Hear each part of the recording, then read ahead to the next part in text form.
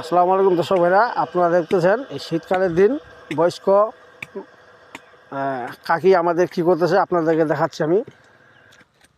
কাকি আদাব, কাকি কি করবেন এগুলা?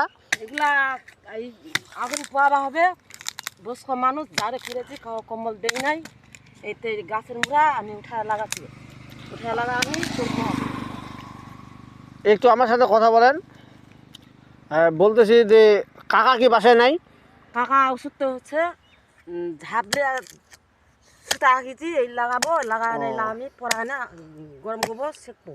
দর্শক ভাইরা, আপনারা দেখলেন যে কাকি বয়স্ক মানুষ, কাকা বিছানায় অসুস্থতা, বিছানায় শুয়ে আছে। তো শীতকালের দিন এগুলো দিয়ে উনি সকাল আর সন্ধ্যায় আগুনের, আমাদের এদিকে বলে আগুনে পোড় দেয়। ওই সকালে আর সন্ধ্যায় আগুনের পরে সবাই মিলে বসে ওখানে আগুন তাপে। এভাবে বয়স্ক মানুষের শীতকালের দিন কাটায়, খুব কষ্টকর। তা আপনারা